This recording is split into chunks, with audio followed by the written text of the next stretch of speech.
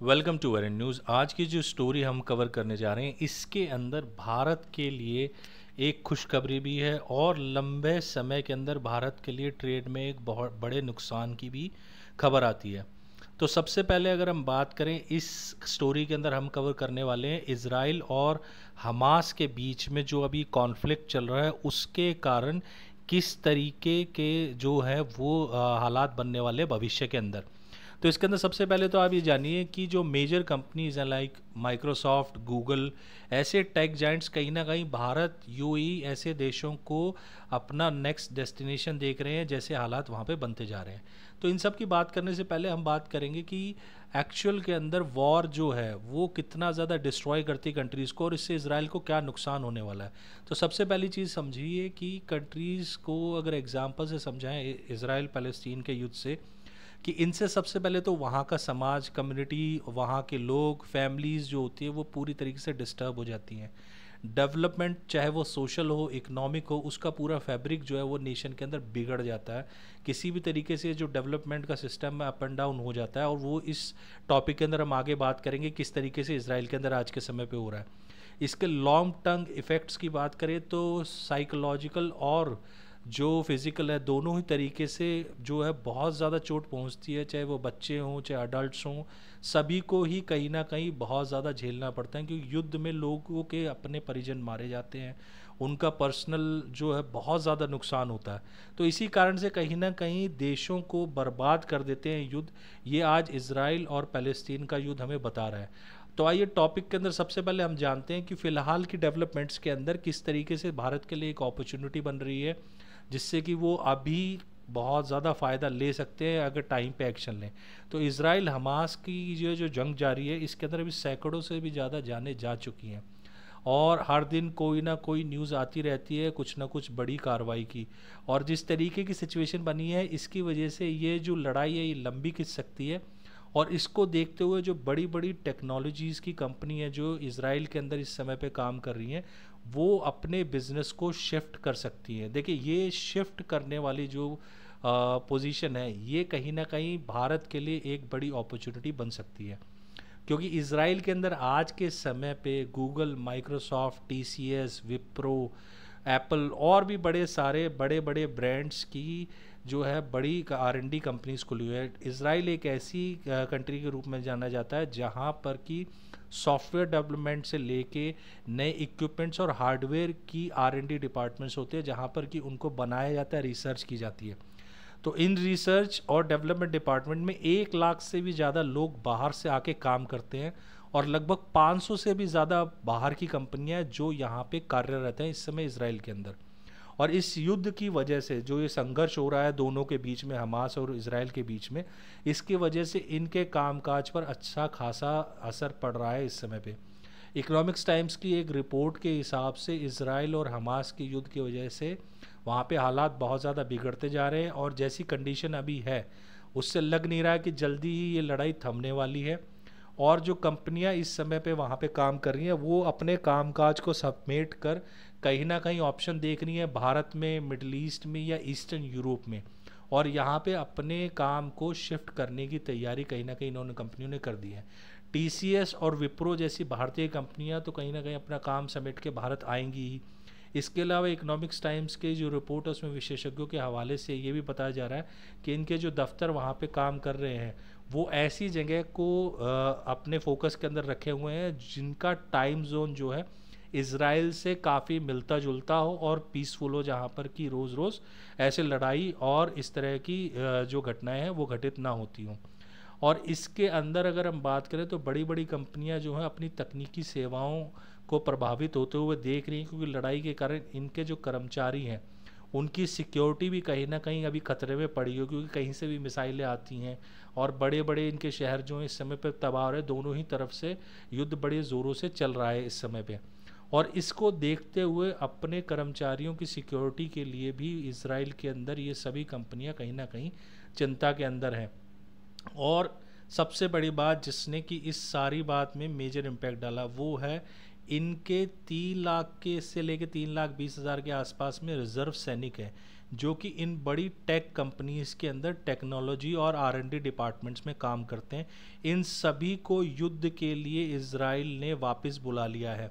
तो ये सभी के सभी लोग जो है अब युद्ध के लिए काम छोड़कर जो है युद्ध में उतरने जा रहे हैं। तो इसकी वजह से सोचे 3 लाख की वर्क फोर्स अगर इन बड़ी कंपनियों से हट जाती है तो इनका बिजनेस ऑलमोस्ट ठप होने के कगार पे आ जाएगा। इनका बिजनेस और डेवलपमेंट में बिलियंस ऑफ डॉलर्स का नुकसान होगा। इसी कारण से इन लोगों ने भी, इन कंपनियों ने भी ऑप्शंस तलाशने शुरू कर दिए हैं कि ये कहाँ पर अपने काम को शिफ्ट कर सकते हैं जिससे कि इनका काम, इनका बिजनेस हैम्पर ना हो। और जैसा मैं शुरू में बात कर रहा था कि किस तरीके से किसी देश का नुकसान होता है लड़ाई से, तो देखिए ये इकोनॉमिकल नुकसान इनको हो ही रहा है। देखिए फैमिलीज़ का, लोगों के मरने का नुकसान तो हो ही रहा है, सोशल लाइफ और कम्युनिटीज़ तो बर्बाद हो ही रही हैं। लेकिन अगर मानिए 500 कंपनियों में से अगर आधी से भी ज़्यादा वहाँ से छोड़ के दूसरे देशों में जाती हैं तो इनका सालाना बिलियंस ऑफ बिलियन डॉलर्स का नुकसान हो जाएगा, क्योंकि ये कंपनियां अगर वहाँ से शिफ्ट कर जाती हैं। स्पेशली इसराइल के अंदर जो कंपनियां काम करती हैं R&D के अलावा, उनमें साइबर सिक्योरिटी सॉल्यूशंस कंपनियां भी आती हैं। और ये ज़्यादातर काम जो होता है इसके एक्सपर्ट लोग अमेरिका में मिलेंगे आपको, यूरोप में मिलेंगे और भारत में मिलेंगे, क्योंकि भारत ही एकमात्र ऐसा देश आता है उनमें जिसमें कि सस्ती वर्क फोर्स मिलती है अगर ये अपने काम को शिफ्ट करना चाहे। क्योंकि इंडिया के अंदर ऐसे स्किल्ड वर्कर हैं जो कि इन डोमेन्स के अंदर एक्सपर्ट हैं और काम करते हैं और उनकी यहाँ पे तादाद भी अच्छी खासी है।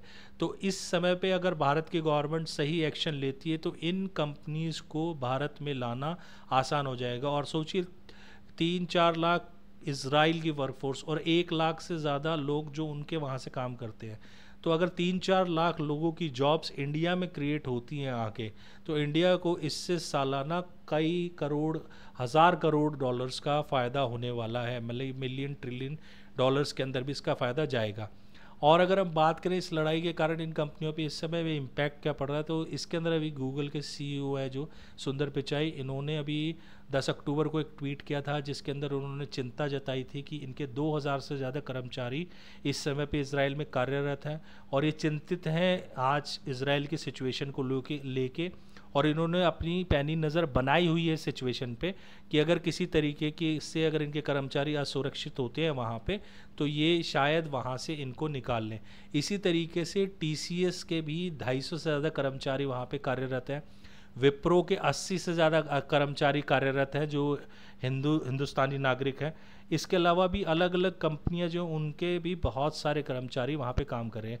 इवन कि इंडिया ने ऑपरेशन अजय के तहत भारतीय नागरिकों को जो कर्मचारी वहाँ पे कार्यरत हैं उनको इजराइल से निकालना भी शुरू कर दिया है।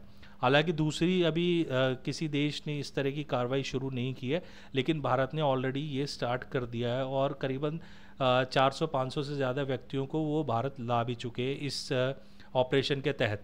और विप्रो, TCS, इसके अलावा Infosys, HCL, Tech Mahindra, styles, इन सभी के ऑफिसेज वहाँ खुले हुए हैं, क्योंकि यहाँ पर जो बड़े स्तर पर डेवलपमेंट होती है उसके अंदर जो है मेजर, जो आप कहिए कि की स्किल में एक्सपर्ट लोगों की जो एक पूरी जमात है वो वहाँ पे इसी टाइप का ही काम किया जाता है डेवलपमेंट से रिलेटेड। तो इसी वजह से बड़े बड़े जो भी भारत के भी जाइंट्स हैं उनका भी वहाँ पर बड़ा ऑफिस खुला हुआ है। अब अगर हम समझें इस सारी बात से कि इससे भारत को फ़ायदा क्या मिलेगा, इससे भारत को फ़ायदा ये मिलेगा कि अगर ये सारा काम भारत आता है तो उससे भारत को प्रॉफिट होने वाला है भविष्य के अंदर। इसके अलावा अडानी पोर्ट्स की अगर हम बात करें तो इन्होंने भी 70% से ज़्यादा इन्वेस्टमेंट की हुई है इनके हाइफा पोर्ट के अंदर, जो कि कई हज़ार करोड़ की, मेरे ख्याल से 50-55 हज़ार करोड़ से ऊपर की इन्वेस्टमेंट है जो इन्होंने वहाँ पे डाली है इस समय पे। और उसके अलावा द सन फार्मा, इन्होंने भी काफ़ी पैसा लगाया हुआ है भारत से वहाँ पे। डॉक्टर रेड्डी है, यूपिन है, इन्होंने भी इजराइल में बड़े स्तर पर निवेश किया हुआ है। अब जैसे बड़ी कंपनियां बाहर निकलेंगी तो इससे इजराइल को बहुत बड़ा नुकसान होने वाला है। साथ ही साथ में ये जो कंपनियां हैं इनको अगर बाहर निकलना पड़ेगा वहाँ से तो इनको भी इससे नुकसान पहुँचेगा। तो देखिए भारत को इससे नुकसान यहाँ पर भी होता है। इसके अलावा भारत और इजराइल के बीच में बड़े स्तर पर कारोबार भी होता है। इवन फाइनेंशियल ईयर 2023 के अंदर 89,000 करोड़ के आसपास का ट्रेड किया गया भारत और इजराइल के बीच में, जिसमें इंडिया ने 71,000 करोड़ का सामान जो है वो बेचा, एक्सपोर्ट किया इजराइल को, और 19,000 करोड़ के आसपास का इंपोर्ट किया। और इसके अंदर लॉन्ग टर्म की अगर हम बात करें, इससे भारत को क्या नुकसान है और आसपास के देशों को क्या नुकसान है। अभी रिसेंटली एक बहुत बड़ा एमओयू साइन किया गया था, जिसके तहत एक रेल प्रोजेक्ट तैयार होने वाला था, जो कि यमन, यूएई, जॉर्डन और इन मुस्लिम कंट्रीज़ और इज़राइल से होते हुए यूरोप तक जाने वाला था, और भारत से ये सी पोर्ट के थ्रू कनेक्ट होता। इसकी कनेक्टिविटी के कारण जो है ये जो कॉरिडोर बनता, इससे इंडिया को बिलियंस ऑफ बिलियन डॉलर का फ़ायदा मिलता। इंडिया के एक्सपोर्ट यूरोप में बहुत तेज़ी से बढ़ते। जो टाइम ड्यूरेशन है इन देशों के बीच में सामान को एक्सपोर्ट करना, उससे जो खर्च बढ़ता है वो कम हो जाता। साथ ही साथ में कम समय में सामान वहाँ पे पहुँचने से भारत के सामान की डिमांड वहाँ पे बहुत बढ़ती। लेकिन अभी ये जो इस समय पे इतना बड़ा कॉन्फ्लिक्ट हुआ, उसकी वजह से मैक्सिमम जो ये प्रोजेक्ट जा रहा है मुस्लिम कंट्रीज़ से जा रहा है, और अभी कोई भी मुस्लिम कंट्रीज़ जो है इस प्रोजेक्ट में अपना इंटरेस्ट नहीं दिखा रहे। तो कहीं ना कहीं ये प्रोजेक्ट जो है बनने से पहले ही ख़राब हो गया है। दूसरा, इसके पीछे एक साजिश भी बताई जाती है कि ये जो कॉन्फ्लिक्ट हुआ है हमास का, इसको ईरान की तरफ से बैकअप बताया जा रहा है कि ईरान ने इसके लिए पूरी फंडिंग की है। रशिया इसका सपोर्ट कर रहा है। चाइना बढ़ चढ़कर अपने न्यूज़ चैनल्स के अंदर जो है इसकी खबर को छाप रहा है, और ऐसा बोला जा रहा है कि ये अगर प्रोजेक्ट तैयार हो जाता तो इस प्रोजेक्ट को कहीं ना कहीं ढहाने के लिए ही इस तरीके की साजिश को रचा गया है। इनको इतना पैसा और सपोर्ट दिया गया है हमास को वहाँ पे, और इनके जो आगे के एक्शंस हैं रशिया के, चाइना के और ईरान के, उनसे ये कहीं ना कहीं चीज़ दिखती भी है। दबी आवाज़ में कहीं ना कहीं इस चीज़ के ऊपर बात उठाई जा रही है। उसका रीज़न भी सुनिए। उसका रीज़न ये है कि एक कॉरिडोर जो अभी तैयार किया जा रहा था ईरान से होते हुए, रशिया से होते हुए यूरोप में जाने वाला, इस कॉरिडोर के ऊपर पूरी तरीके से ताला लग जाता अगर ये रेल प्रोजेक्ट तैयार हो जाता तो। और ये रेल प्रोजेक्ट अगर अब चला गया है ठंडे बस्ते में, तो इससे फ़ायदा होगा रशिया को, ईरान को। और कहीं ना कहीं अगर ये प्रोजेक्ट सक्सेसफुल रहता तो उसकी वजह से आज यूरोप और रशिया के बीच में किसी भी तरीके के कोई भी वैश्विक संबंध नहीं रह गए हैं। और ऐसे में अगर डायरेक्ट एक्सेस मिलता है इंडिया को वहाँ का सीधा सीधा, तो बड़े स्तर पर ये जो पैसा कमाते इन कॉरिडोर्स के थ्रू वो भी ख़त्म हो जाता। तो इसी वजह से कहीं ना कहीं ये बोला जा रहा है कि इस प्रोजेक्ट को सबोटाश करने के लिए ही इस समय पे जो हमास है उसको बैक किया जा रहा है ईरान, रशिया और चाइना की तरफ से। और इसके लॉन्ग टर्म नुकसान भारत को झेलने पड़ेंगे, क्योंकि इससे बहुत बड़े स्तर पर हमारे एक्सपोर्ट बिजनेस को क्षति पहुंचेगी। क्योंकि ये जो रेल प्रोजेक्ट आने वाला था ये बहुत जल्दी तैयार होता, और इससे इंडिया की बढ़ती हुई ग्रोथ को बहुत ज़्यादा फ़ायदा मिलने वाला था।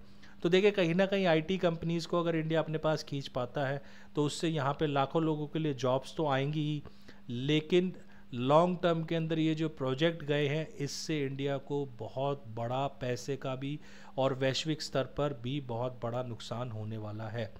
तो आज के टॉपिक में बस इतना ही था कवर करने के लिए। जाने से पहले आपसे रिक्वेस्ट है, प्लीज़ चैनल को लाइक कीजिए, शेयर कीजिए, सब्सक्राइब कीजिए। आप वीडियोस देखते हैं पर चैनल को सब्सक्राइब नहीं करते तो प्लीज़ डू सब्सक्राइब। इसी के साथ आज के टॉपिक ख़त्म करते हैं। जय हिंद, जय भारत।